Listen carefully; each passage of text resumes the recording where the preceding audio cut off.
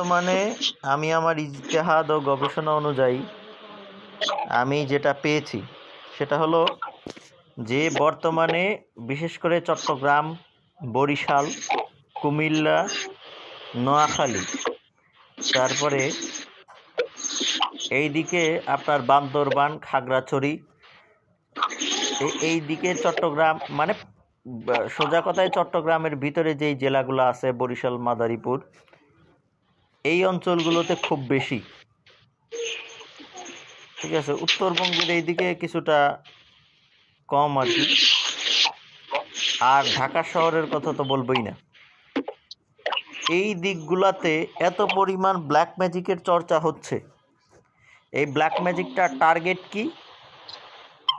টার্গেটটা হলো মাদ্রাসায় পড়ুয়া যে মেয়েগুলা, কথা বুঝতে পারছেন? এই মাদ্রাসায় পড়ুয়া মেয়েগুলা হলো ওদের টার্গেট। ওরা জাদুঘরের কাছে যায়, তান্ত্রিকের কাছে যায়, এবং মহিলাদেরকে বা আমাদের মাদ্রাসায় যে সমস্ত মা বোনেরা পড়ে বা বিশেষ করে ভার্সিটিতে মোটামুটি বোরকা টোরকা পরে বা মুসলমান যেগুলা, এদেরকে খাওয়ানোর মাধ্যমে বশীকরণ করা হয়। খাওয়ানোর মাধ্যমে বশীকরণ করার পরে এই হিন্দু মালু জেডি, ইস্কনের সদস্য জেডি, এডি এগুলা করে করে দেখা যাচ্ছে যে এই মেয়েগুলোরে ধর্ষণ করে। ধর্ষণ করার পরে এই মেয়েকে ইমোশনালি ব্ল্যাকমেল করে। প্রথমে এদের ফাঁদ হইল যে আমি ইসলাম সম্পর্কে জানতে চাই, ইসলাম গ্রহণ করবো, হ্যান ত্যান 7 পাস ইত্যাদি ইত্যাদি। আর এই মেয়েগুলোও এমন বলদের বলদ। আচ্ছা, ইসলাম গ্রহণ করতে হলে আমরা নাই, আমরা আলেমরা নাই? হ্যাঁ, এই মেয়েগুলো 1 নম্বরের পতিতা। আমি কথা বলি, কিন্তু কথা কিন্তু সত্য। এর মতো বেহায়া, এর মতো হারামজাদা, এর মতো জারজ, এর মতো নিকৃষ্ট আসমানের নিচে জমিনের উপরে নাই। আমার কথা হইল, একটা মেয়ে ইউনিভার্সিটিতে পড়ে, দিনের বুঝ নাই, ইসলাম সম্পর্কে জানে না, বোঝে না, নামাজ পড়ে না, হিজাব পরে না, বোরকা পরে না, ওই মেয়েটা যদি একটা হিন্দু ছেলে বিছানায় যায়, এইটা মাইনে নেওয়া যায় যে ওর দিনের বুঝ নাই, ও ভুল করছে। কিন্তু মাদ্রাসায় পড়ে, কিতাবখানায় পড়ে, দাওরাই হাদিস ফারেক, মাদ্রাসায় চাকরি করে, মহিলা মাদ্রাসায়, এই রকম মহিলা যখন শুধুমাত্র নিজের যৌন ফ্যান্টাসি পূরণের জন্য এই হিন্দু মালু এই এডির বিছানায় যায়, তখন কেমন লাগে বলেন? মেজাজটা কিরকম খারাপ হয়?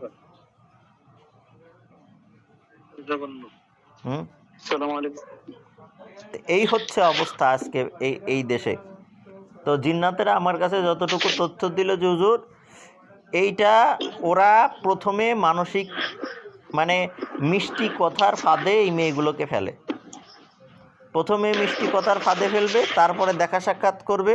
অনেক সময় এই হিন্দুরা মুসলমান পরিচয় দেয়, পরিচয় গোপন করে, তারপরে খাওয়ানোর মাধ্যমে বশীকরণ করে এই নষ্টামিগুলো করতেছে। আমাদের উম্মতের নারীদেরকে ধ্বংস করে দিচ্ছে। কথা বুঝতে পারছেন? হ্যাঁ। 1 2 নাম্বার কথা হলো, আমি যে সমস্ত জিন্নাতের বাহিনীর কাছ থেকে আমি যতটুকু তথ্য নিয়েছি, বিশেষ করে আল ইন্তিফাউল মাবিয়া গোত্রের জিনেরা, মোবাইয়ানা মানজুরিন গোত্রের জিনেরা এবং ইয়াহু নামের মুয়াক্কিলরা আমাকে যতটুকু তথ্য দিয়েছে, এতে করে দাজ্জালের মিশন বাস্তবায়ন করছে এই মাদ্রাসায় পড়ুয়া কিছু মহিলা। কথা বুঝতে পেরেছেন? 1 নম্বর বিষয় হলো যে আপনি দেখবেন এখন ফেসবুকে কিছু উস্তাজা বের হয়েছে না? হ্যাঁ, এই উস্তাজাগুলোর কারণ কি? আপনি দেখবেন এই উস্তাজাগুলা গণহারে ডিভোর্সি। এই উস্তাজাগুলা ডিভোর্সি। আবার দেখবেন বর্তমানে যেই সমস্ত মহিলা মাদ্রাসা আছে, মহিলা মাদ্রাসা 60 থেকে 70% বা আরও বেশি 80% সব মহিলা ডিভোর্সি। মহিলা মাদ্রাসায় যারা শিক্ষকতা করে, তাহলে আপনি বলেন এইটাকে উদ্দেশ্য প্রণোদিতভাবে মহিলা মাদ্রাসায় ডিভোর্সি মহিলা ঢুকাইল কেডা? কথা বুঝতেছেন আমি কি বলতেছি? জি স্যার, এটা দাজ্জালের মিশনের একটা অংশ। দাজ্জালের মিশনের অংশ কিভাবে? এইভাবে দাজ্জালের মিশনের অংশ যে এই মেয়েগুলা যখন ডিভোর্সি তখন স্বাভাবিকভাবেই এরা কিন্তু কিছুটা পুরুষ বিদ্বেষী বা পুরুষের প্রতি ক্ষোভ থাকবে ওদের, সব থাকি জি। আব্বা ক্লাস আছে পরে কথা বলছি। এবং এবং এরা কিন্তু মাত্রাতিরিক্ত পরিমাণ বেয়াদব। কথা বুঝছেন? তো জি যখনই এদেরকে মহিলা মাদ্রাসায় নিয়োগ দেয়া হচ্ছে, এরা যে সমস্ত স্টুডেন্ট আছে, স্টুডেন্টদের কিন্তু উদ্দেশ্য প্রণোদিতভাবে এদের ভিতরে পুরুষের প্রতি বিদ্বেষ ঢুকায় দিচ্ছে। কথা বুঝতেছেন?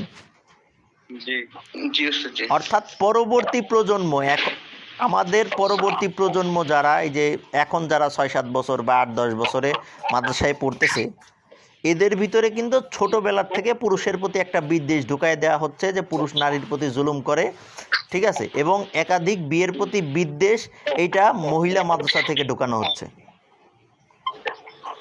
কথা বুঝতে পারছেন? অথচ আল্লাহর আইন ছিল একাধিক বিবাহ, এটার বৈধতা আছে, কিন্তু এইটার প্রতি ঘৃণা বর্তমানে মহিলা মাদ্রাসা থেকে ছড়ানো হচ্ছে। কথা বুঝতেছেন? এবং পুরুষের প্রতি বিদ্বেষ এর ফলে বর্তমান প্রজন্মের যেই সমস্ত সন্তান আছে, আমাদের ছোট ভাই বোনেরা বা আমাদের সন্তানেরা, এরা চরম পর্যায়ের পুরুষ বিদ্বেষী হবে। জি যেইখানে নারীকে হুকুম দেওয়া হয়েছিল পুরুষের আনুগত্য করার জন্য, সেইখানে ওরা নারীর যে সমতা বিধান বা নারীর অধিকার, এইটা মানে এই যে আপনার যারা নারীবাদী, এরা কিন্তু কৌশলে যখন আমেরিকা দেখেছে যে না এটা তো ওপেনে করা যায় না, মানে ওপেনে দিলে মানুষ খাচ্ছে না, তখন ওরা নেক্সট শুরুতে ধোকা দেওয়ার জন্য কওমি মহিলা মাদ্রাসাগুলোতে এই ষড়যন্ত্রটা করছে। কথা বুঝতেছেন?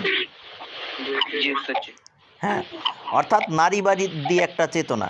আল্লাহর হাবিব হুজুরে পাক সাল্লাল্লাহু আলাইহি ওয়াসাল্লাম বলেছেন যে তোমরা বিবাহ করো যদি একটা লোহার আংটির বিনিময়ে হয়। কথা বুঝছেন? জি স্যার। তো এখন এই হাদিস এরা বলে না, এরা বলবে যে তৎকালীন সময়ে যে 200 দেরহাম ছিল, মোহরে ফাতেমি কত ছিল বলেন তো নাসিম সাহেব? স্যার জি আমার জানা নাই। আচ্ছা ধরলাম 200 বা 250 দেরহাম বা 500 দেরহাম। তখন কিন্তু টাকার নোট ছিল না, তখন এই দিরহামটাই ছিল টাকা। 200 দেরহাম মানে 200 টাকা, বা 500 দিরহাম মানে 500 টাকা। কথা বুঝছেন? জি জি স্যার জি।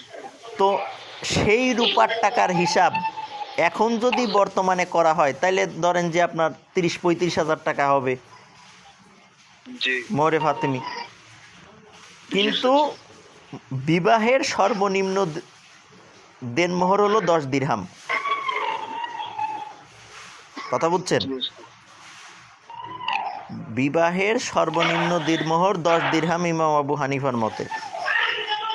অর্থাৎ মানে ধরেন যে আপনার বাংলাদেশি টাকার হিসেবে, বর্তমান টাকার হিসেবে 7,000 থেকে 7,500 টাকা। এখন কথা হইল যে তখন তো দিরহামই ছিল টাকা, এখন যেরকম কাগজের কারেন্সি তখন এরকম দিনমোহর ছিল ওই রকম।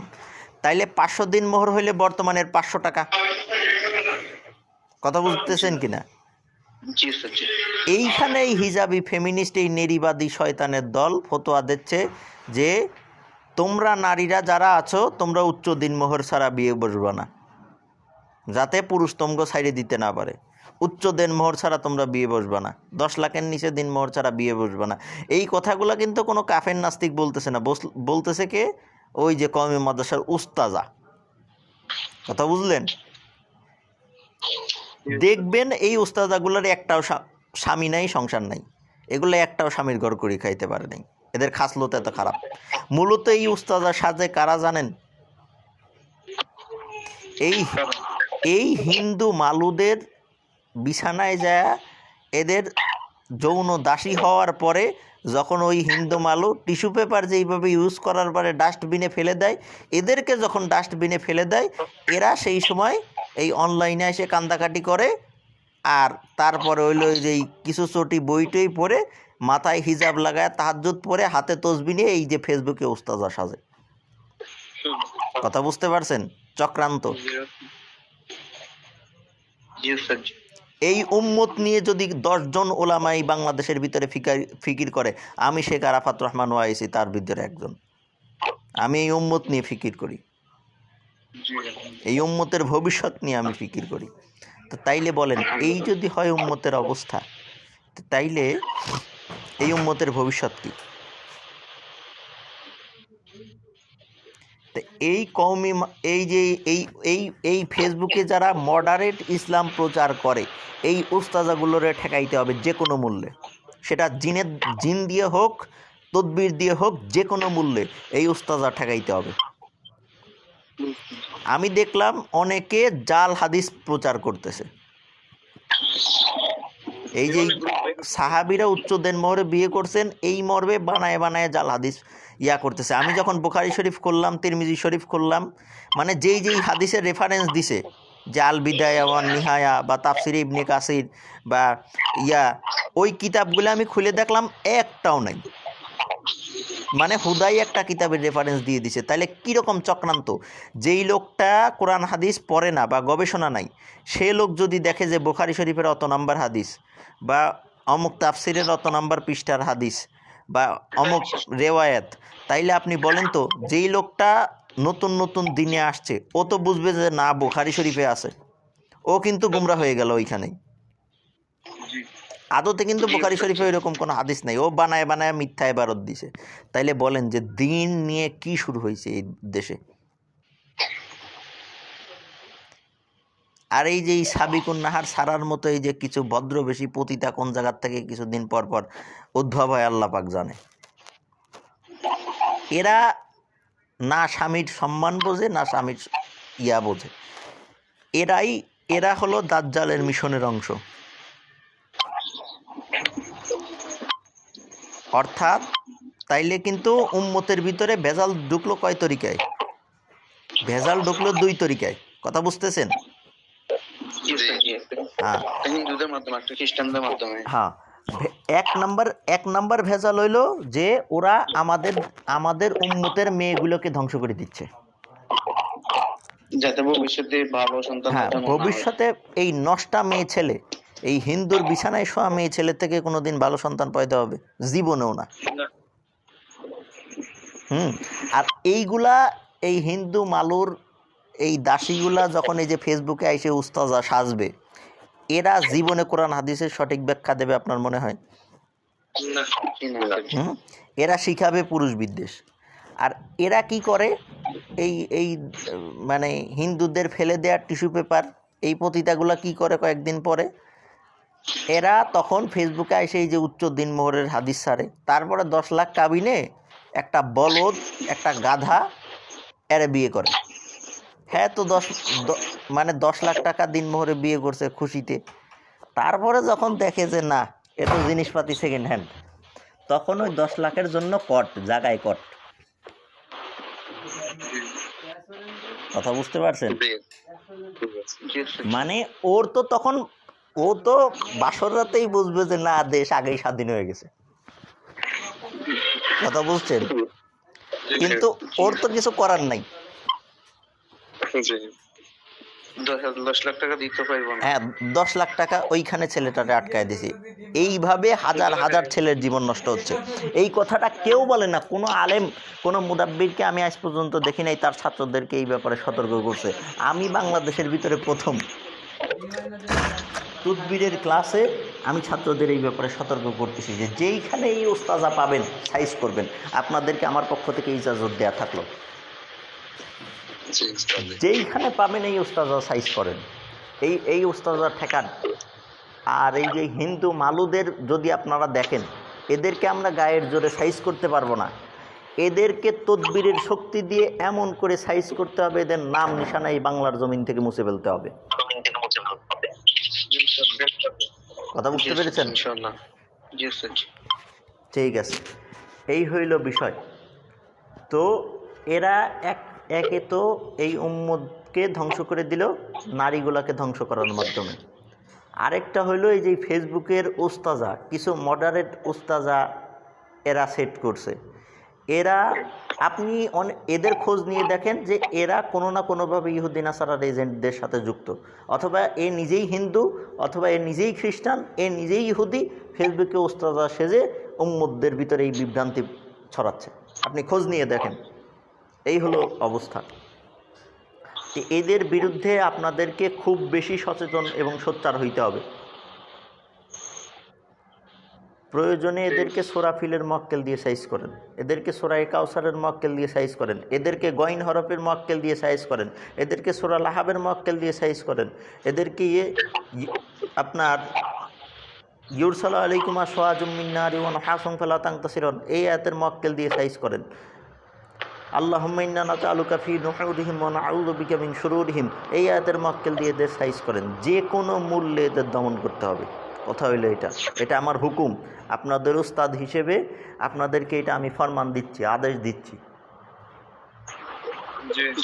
ইনশাআল্লাহ ঠিক আছে। ঠিক আছে, এই বিষয়টা আপনাদের সকলকে খেয়াল রাখতে হবে।